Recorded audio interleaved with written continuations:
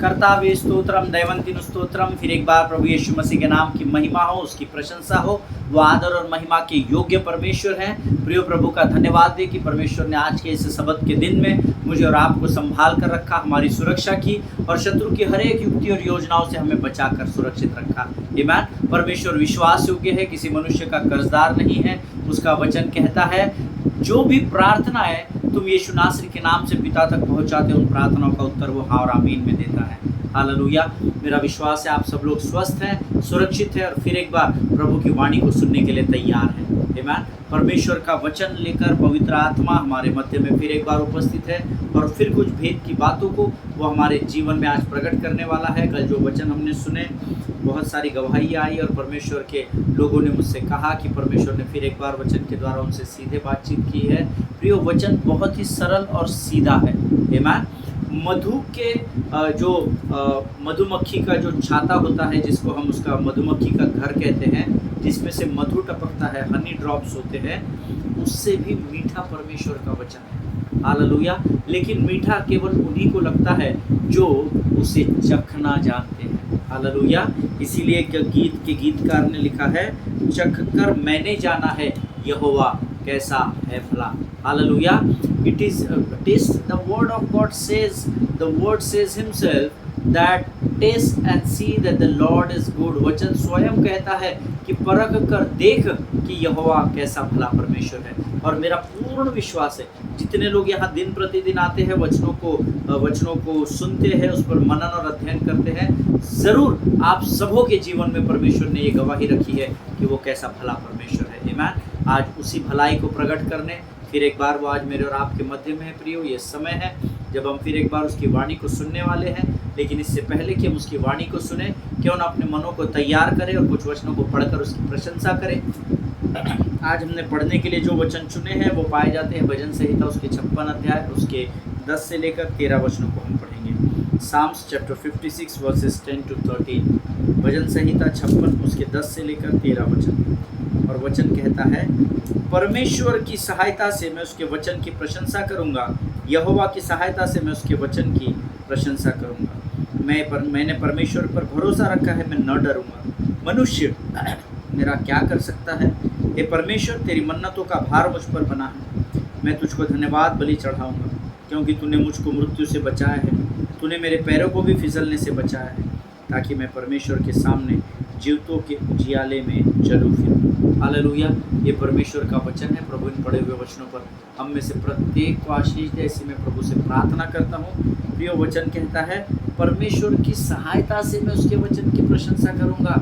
यहोवा की सहायता से मैं उसके वचन की प्रशंसा करूँगा।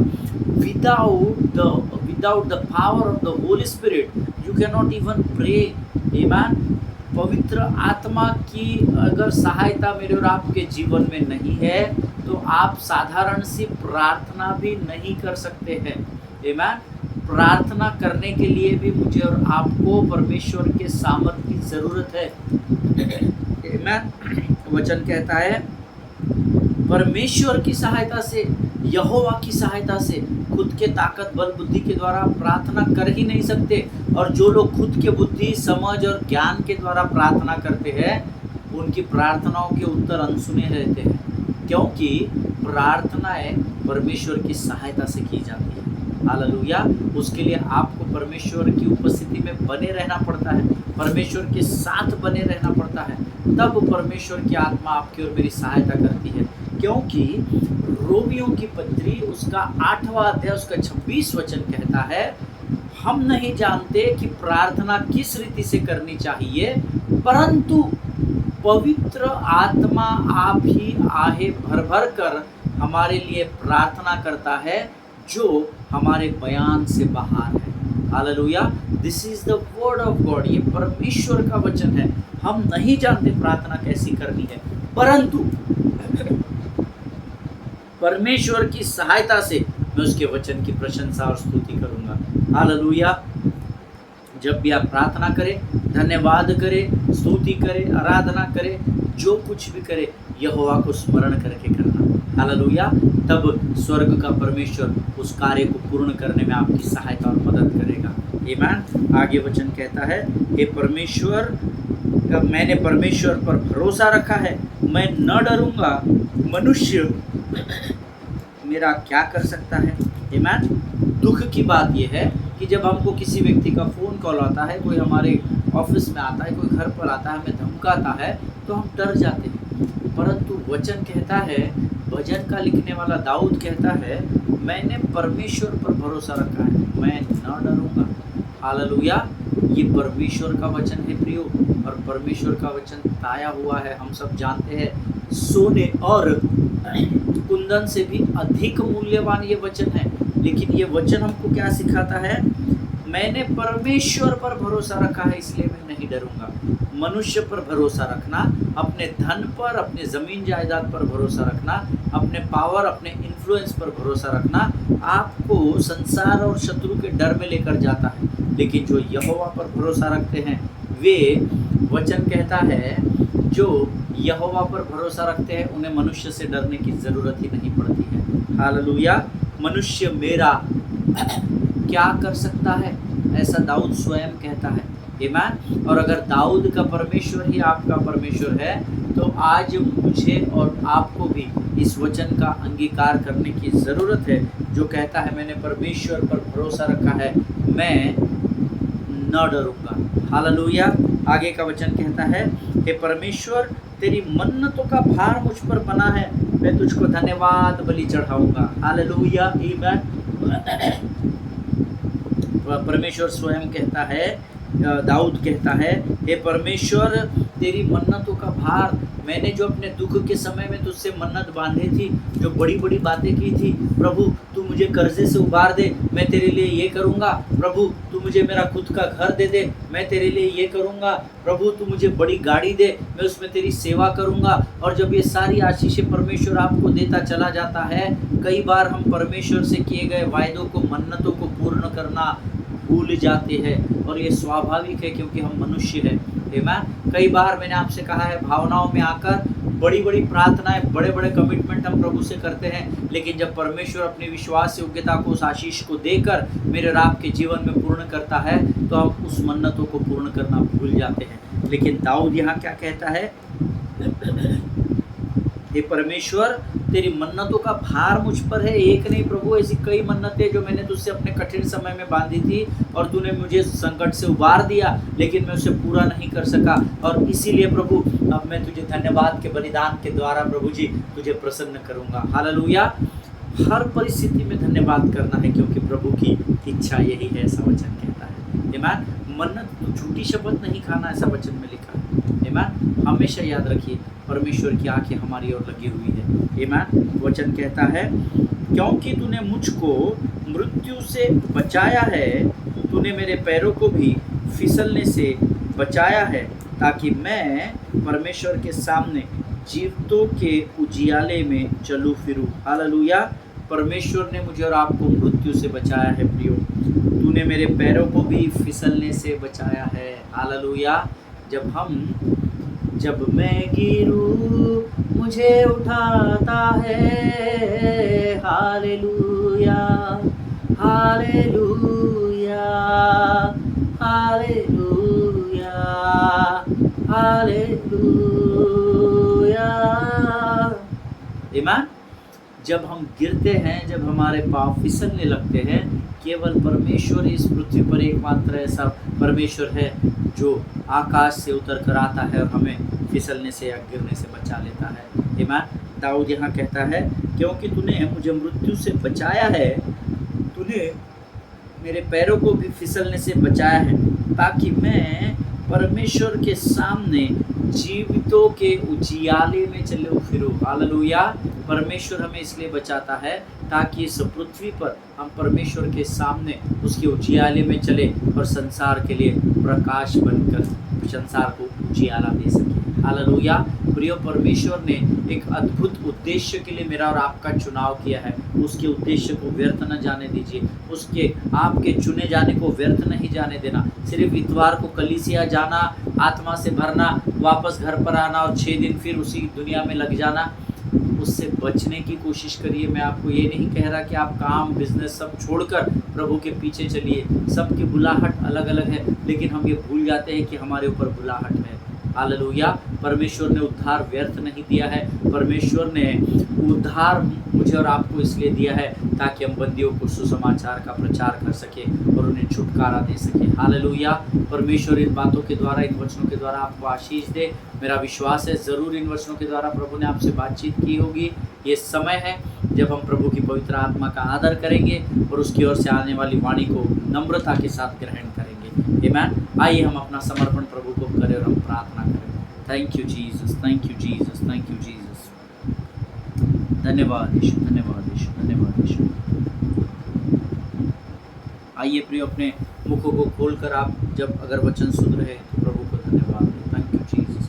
प्रभु तो हमारा अभिषेक कर रहा है ताकि हम तेरे वाणी को सुन सके, समझ सके। प्रभु जी परमेश्वर पिता अपनी कृपा और दया को हमारे जीवन पर दे, ताकि प्रभु हमारे मुख पर तेरा प्रकाश चमके और उसका उजियाला संसार को अंधकार से छुड़ाने वाला हो सके। राजा, आज के इस पवित्र और सुंदर समय में हम अपने आप को तुझे समर्पण करते हैं पिता। अपने शरीर, प्राणात्मा और बुद्धि को तुझे समर्पित करते हैं। प्रभु आने वाला वचन हम में से हर एक के जीवन के लिए आशीष और लाभ का कारण होने पाए। प्रभु जी हम अपने आप को नम्र और दीन करते हुए, कांपते और थरथराते हुए तेरे सामने आते हैं। जाने अनजाने में हमसे हुए गुनाहों की हम क्षमा चाहते हैं। अपने लहू से धोकर शुद्ध कर पिता।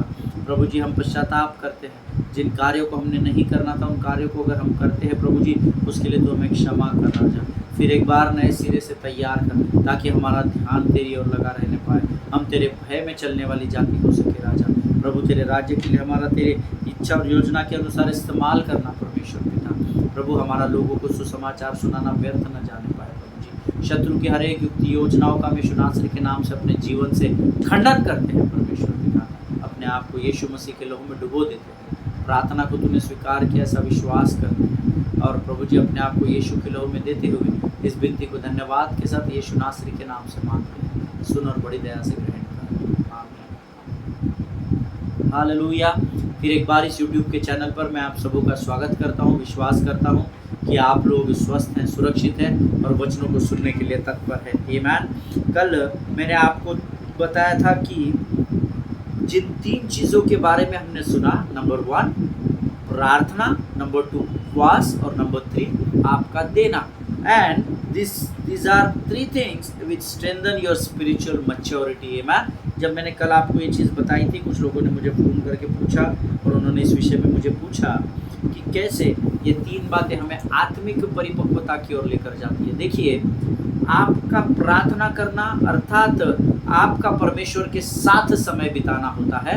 जब आप प्रभु के साथ समय बिताएंगे, आत्मा के साथ समय बिताएंगे तो आत्मिक परिपक्वता पाएंगे। संसार में समय बिताएंगे तो सांसारिक परिपक्वता पाएंगे। जब आप उपवास करते हैं तो आप परमेश्वर के लिए और परमेश्वर के साथ उपवास करते हैं। Hallelujah. Because when you pray, as I told you, it's not related to your spirit but it is related to your body and your soul. आमीन। सो आप अपना समर्पण उस उपवास के द्वारा परमेश्वर को करते हैं, जिससे प्रसन्न होकर परमेश्वर आपको आत्मिक परिपक्वता में बढ़ाता है। वो आत्मिक भेद की बातों को आप पर प्रकट करता है। And when you give, you follow the command of God. Hallelujah. जब आप देते हैं तो आप परमेश्वर की आज्ञा का पालन करते हैं। उसके द्वारा भी परमेश्वर आपकी आत्मिक परिपक्वता को बढ़ाता है। आमीन। और कल हमने प्रेरितों के काम उसका 28 अध्याय उसके 2, 3, 4, 5 वचनों को पढ़ा था। मैं चाहता हूँ हम फिर से एक बार वो वचन पढ़े।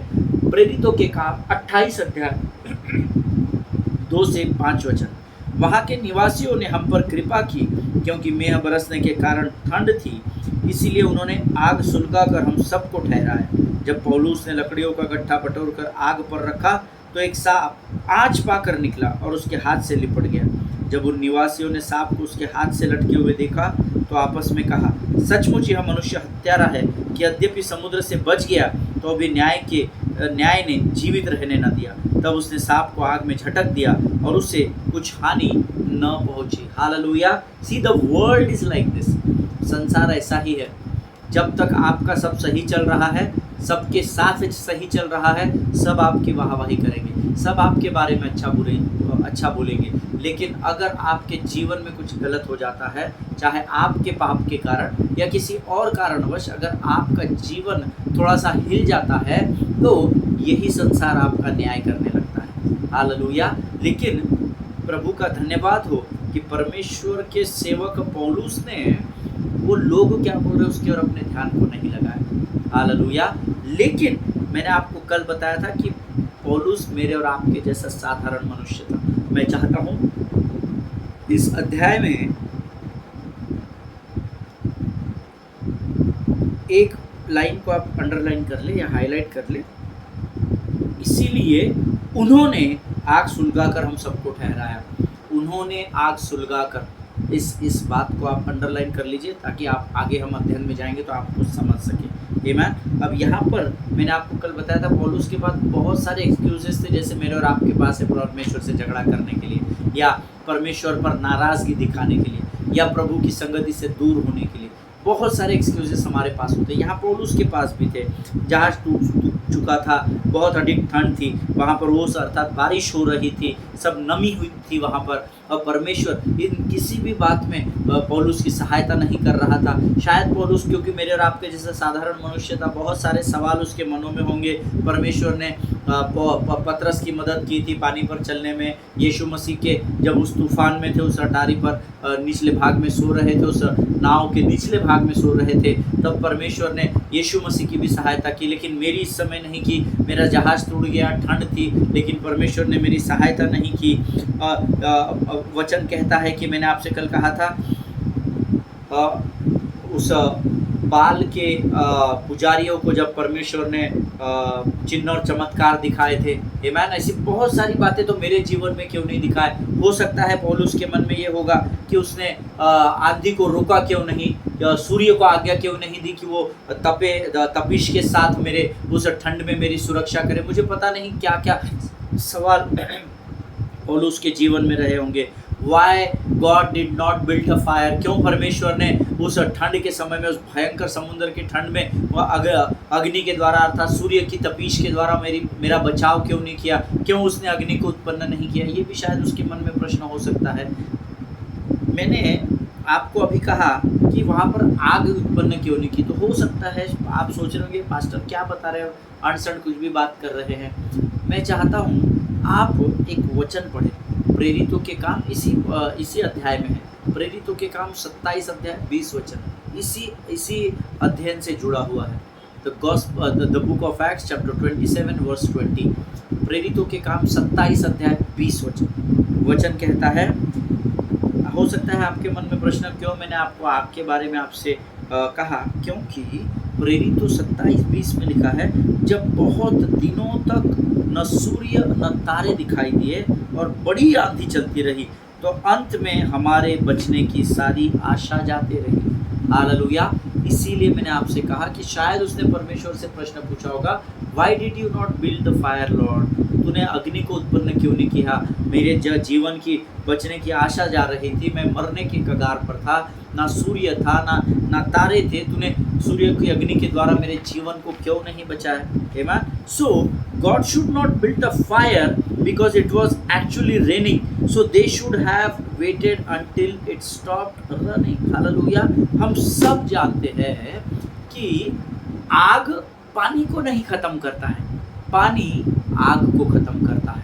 आमीन। अगर जंगल में आग लगी है तो जंगल की आग को बुझाने के लिए फायर ब्रिगेड क्या करता है? पानी के फवारों से उसको बुझाता है।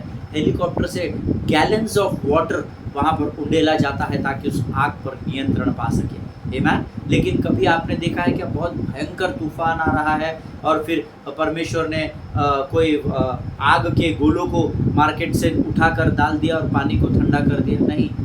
आग के द्वारा पानी को कंट्रोल नहीं किया जा सकता, परंतु पानी के द्वारा आग पर कंट्रोल पाया जाता है। Hallelujah. The rain kills fire. आमीन। अग्नि पानी को नहीं भड़का सकता है, लेकिन पानी अग्नि को ज़रूर बुझा सकता है। आज मेरे और आपके मध्य में से बहुत सारे लोग हैं जो परमेश्वर की उस आग को अपने जीवन में भड़का नहीं पा रहे हैं, जबकि मेरी और आपके जीवन में परमेश्वर की उस आग का जलते रहना बहुत बहुत बहुत ज़रूरी है, क्योंकि अगर हमारी आग ठंडी हो जाएगी तो हम अपने जीवन में पीछे हट जाएंगे, शत्रु हम पर नियंत्रण कर लेगा। आज वो ज्वाला हमारे अंदर भड़की हुई है, वो ज्वाला जिसको अगर शत्रु स्पर्श भी करे तो वो भी जलकर राख हो जाए, इसलिए मैं और आप सुरक्षित है प्रियो। हालेलुया। लेकिन बहुत दुख की बात है, आज ऐसे बहुत सारे लोग हैं जो परमेश्वर की उस आग को, उस अग्नि को अपने अंदर भड़का नहीं पा रहे हैं, क्योंकि it's currently raining in their lives, you know. फिलहाल उनके जीवन में अलग अलग प्रकार की बारिशें गिर रही है, इसलिए हमने अपने उस आग को ठंडा कर दिया है। वो अग्नि जो परमेश्वर ने शुरुआत के दिनों में हमारे अंदर लगाई थी, उसको हम टिका नहीं पाए, क्योंकि अलग अलग प्रकार के पानी के उन बौछारों ने या उन पानी के बहाव ने मेरे और आपके जीवन की आग को ठंडा कर दिया है। जिनके सुनने के कान हो वो सुन ले। कई बार लोग अपने प्रार्थना के जीवन, उपवास के जीवन देने के विषय में उस आग में बने नहीं रहते, उसे बढ़ावा नहीं देते। आप प्रार्थना करते हैं, आप कभी कभार उपवास भी करते होंगे, देते भी होंगे, लेकिन वो अग्नि आपकी जल नहीं रही है, क्योंकि सिखाया गया है इसलिए आप कर रहे हैं। पास्टर पूछेंगे इसलिए आप कर रहे हैं। आज आपने प्रार्थना किया, आज आपने उपवास किया, क्या आप अपने देने के विषय में ईमानदार हैं? कई बार हम उस डर में उन बातों को करने लगते हैं, बट आपको इन चीज़ों में डरने की ज़रूरत नहीं है। This should be the daily practice of our lifes, amen. ये हमारे जीवन का रोज़ का भाग होना चाहिए, आमेन। उसके लिए आपको किसी को सिखाने की ज़रूरत नहीं पड़नी चाहिए। लेकिन आज हमने अपने प्रार्थना के जीवन, उपवास के जीवन, देने के जीवन में कॉम्प्रोमाइज़ कर लिया है। अलग अलग बारिशों के द्वारा हमारी उस आग को शत्रु बुझा दे रहा है और हमें पता नहीं चल रहा है। क्यों? क्योंकि शत्रु चालाकी से उस बात को कर रहा है। हालेलुया। सतर्क रहना सीखे, सावधान रहना सीखे। क्यों आज हम अपने प्रार्थना के जीवन में या उपवास के जीवन में या देने के विषय में हम उसको बढ़ावा नहीं दे पा रहे? Why? Because we all are battling with certain type of sicknesses. हमारे पास ऐसे बहुत सारी बीमारियां हैं जो शायद हमारे प्रार्थना के जीवन, उपवास के जीवन, देने के विषय में हमें कमज़ोर कर रहा है। We have many weaknesses in our lifes. बहुत सारी कमी घटिया बारिश के रूप में हमारे जीवन की आग को बुझा रही है, जिसके द्वारा हम अपने प्रार्थना, उपवास और देने के जीवन में कमज़ोर होते चले जा रहे हैं। There are many people who are addicted to some और द अदर, कुछ नशे की बातों के हम आदी हो चुके हैं। ऐसे हमारे जीवन में पानी की अलग अलग बौछारें, हमारी कमज़ोरियाँ हैं, बीमारियाँ हैं, कर्जे का पानी है, या हमारे एडिक्शंस है जिसको हम नशा कहते हैं या लत कहते हैं। ऐसी बहुत सारी बौछारें या पानी के बहाव है प्रियो, जिसके द्वारा आपके उस अग्नि को शत्रु ने कमज़ोर कर दिया और कईयों के जीवन को तो बुझा दिया है। बड़े दुख के साथ मैं ये बात आपके मध्य में लेकर आ रहा हूँ। बहुत दुख की बात है हमें कि जो शुरुआत की अग्नि जो प्रभु ने हमारे अंदर सुलगाई थी, आज कई लोगों के जीवन की वो अग्नि बुझ चुकी है। उनको लगता है बस हमें उद्धार मिल गया, स्वर्ग हम जाने वाले हैं, अब हमें और कुछ नहीं करना, अपने बीवी बच्चों को संभालना है, परिवार को संभालना है, पैसा कमाना है, गाड़ी मोटर बंगला खरीदना है और बुढ़ापे की सारी चीज़ों का हमको नियोजन या प्रयोजन करना है। But we need to come out of it. You shall know the truth and truth shall set you free. This is the word of God. तुम सत्य को जानोगे और सत्य तुम्हें आज़ाद करेगा, ये परमेश्वर का वचन कहता है। Hallelujah. We need to be alert। जब हम प्रभु के वचन का अध्ययन करते हैं, हमको बहुत सतर्क रहना पड़ता है, और ऐसा करने के द्वारा हम क्या कर रहे हैं? हम अपने शरीर के बहाने बनाकर अपने शरीर को उस पवित्र अग्नि को तैयार करने से रोक रहे हैं। नो मैटर, मैं आपको आज इनकरेज करना चाहता हूँ, शायद वो पहले के दिनों का प्रभु का प्रेम आपके जीवन में ख़त्म हो गया है। जिस आग को प्रभु ने आपके जीवन में किसी सभा, किसी कन्वेंशन, किसी क्रूसेड, किसी वचन के द्वारा, किसी हाउस चर्च में, किसी चमत्कार की सभा में जिस आग को उसने सुलगा दिया था, उस आग को हो सकता है शत्रु ने कमज़ोर कर दिया है। हो सकता है आज कईयों के जीवन में वो आग बुझ चुकी है। But no matter whatever may be the circumstances of your life, we still serve the God who is the God of hope. Hallelujah.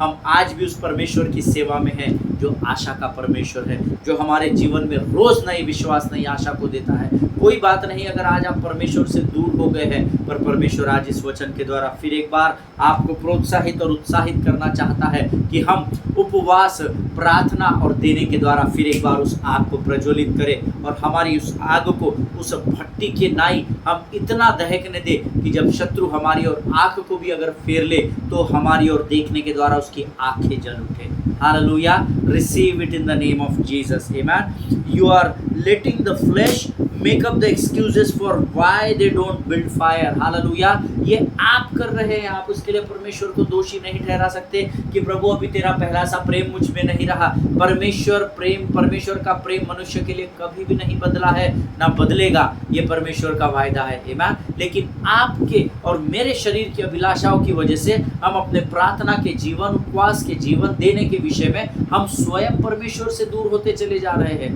But no matter, कोई बात नहीं अगर आज आप जीवन की उस परिस्थिति में हैं, लेकिन अगर फिर एक बार आप अपने संबंध को परमेश्वर के साथ मजबूत करना चाहते हैं, फिर एक बार उस अग्नि को भड़काना चाहते हैं, तो अपने प्रार्थना, उपवास और देने के विषय में प्रभु के प्रति ईमानदार बने रहे। हालेलुया। बट भले ही आपका शरीर आप पर कई बार हावी हो जाता है, पर इससे बचने के लिए परमेश्वर ने हमें एक वार्निंग के रूप में एक वचन पवित्र शास्त्र में दिया है।